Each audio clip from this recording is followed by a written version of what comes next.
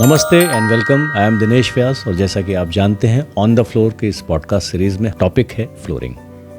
आज जो सवाल हम ले रहे हैं फ्लोरिंग से रिलेटेड जो मेरे पास है वो है इंजीनियर्ड वुड कितना ड्यूरेबल है, how to assess its quality और क्या ये लैमिनेट फ्लोरिंग से बेटर है। देखिए, एक बात है ड्यूरेबिलिटी की, चूँकि हम बात कर रहे हैं, जितने भी तरह की फ्लोरिंग है चाहे वो कारपेट ही क्यों ना हो, अगर ये ड्यूरेबल नहीं होती तो इनको फ्लोरिंग नहीं कहा जाता। लेकिन ये इस बात पे डिपेंड करता है कि यूसेज एनवायरनमेंट क्या था, कहाँ लगाया गया है, किस तरह की जगह थी, कैसे मेंटेन किया गया है। तो कई बार ये होता है कि अगर कोई फ्लोरिंग फेल हो रही है, हो सकता है उसकी क्वालिटी ख़राब हो, लेकिन ये भी हो सकता है कि हमारी चॉइस गलत हो। इंजीनियर्ड वुड एक काफ़ी अच्छा मटेरियल है, डेफिनेटली ये ड्यूरेबल है। वर्ल्ड वॉर 2 के बाद, 1950 के बाद आप समझ लीजिए टू बी प्रिसाइज, हाउसिंग एक बहुत बड़ा सेगमेंट होकर निकला। तब तक तो सब लोग उलझे हुए थे लड़ाइयों में और डिमांड बहुत आई। वुड काफ़ी इंपॉर्टेंट बिल्डिंग मटेरियल है, फ्लोरिंग में वुड ही काफ़ी यूज़ हो रहा था, फर्नीचर में यूज़ हो रहा था। फिर ऐसा महसूस हुआ कि पेड़ जो 20, 25, 30 साल में बड़े होते हैं और इतनी बड़ी डिमांड है, इसको केटर कैसे करेंगे।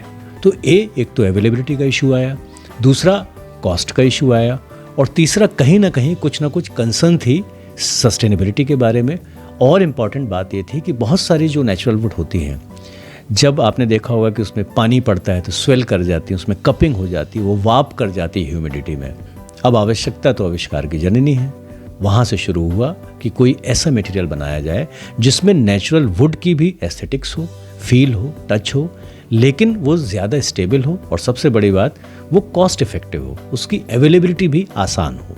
वहाँ से शुरू हुआ इंजीनियर्ड वुड। सबसे पहला जो इंजीनियर्ड वुड था वो है आपकी प्लाईवुड। आप देखिए 4 फीट चौड़ी आती है। कैसे बनाते हैं, डिफरेंट वुड के पतले पतले पीसेस लेते हैं, विनियर कह लीजिए, ऊपर नीचे कुछ अलग होता है, बीच में उसका एक कोर लगाते हैं और ये प्लाईवुड बहुत सारी नेचुरल वुड से ज़्यादा वाटर रेजिस्टेंट हो सकती है और ज़्यादा स्टेबल होती है।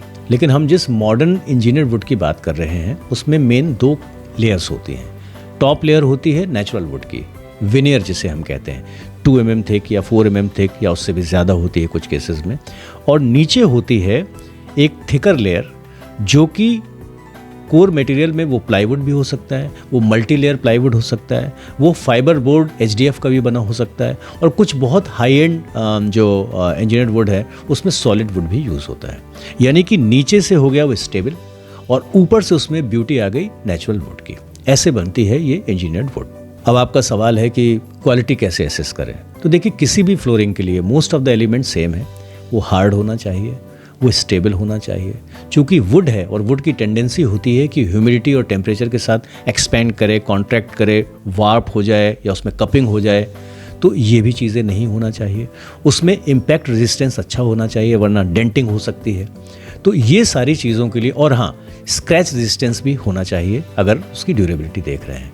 तो जिस भी इंजीनियर्ड वुड में आप ये क्वालिटीज़ आपको मिलती हैं, बेटर क्वालिटी मिलती है, वो ज़्यादा ड्यूरेबल होगी। कोर लेयर के हिसाब से अगर आप देखें तो जो रेगुलर प्लाईवुड है उससे ज़्यादा स्टेबल होगी आपका HDF का कोर, और उससे भी ज़्यादा होगा मल्टी लेयर जो प्लाईवुड जो बनाते हैं, जो कोर में जब यूज़ होता है वो उससे भी ज़्यादा स्टेबल होगी, जो कि मॉइस्चर या टेम्परेचर के साथ उतना ज़्यादा रिएक्ट नहीं करेगी, वो बेटर होगी। दूसरा क्वालिटी के लिए जो थिकनेस ऑफ विनियर है एंड क्वालिटी ऑफ विनियर है। अब विनियर बना तो है नेचुरल लकड़ी से, वुड से, तो जिस वुड की जो टेंडेंसी होगी टॉप में आपको वही मिलेगा।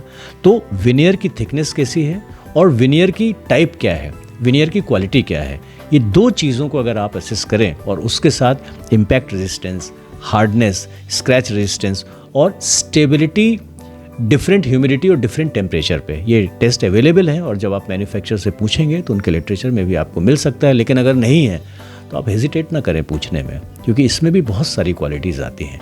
कई बार देखिए ऐसा होता है ना कि मैन्युफैक्चरर से कंज्यूमर तक जो टेक्निकल इन्फॉर्मेशन है वो ज़्यादा आती नहीं है, मार्केटिंग कम्युनिकेशन ही आता है, तो आपको पूछने में संकोच नहीं होना चाहिए। आपका अगला सवाल था कि इसको अगर हम कंपेयर करें लैमिनेट फ्लोरिंग से तो क्या ये बेटर है। डेफिनेटली ये बेटर है।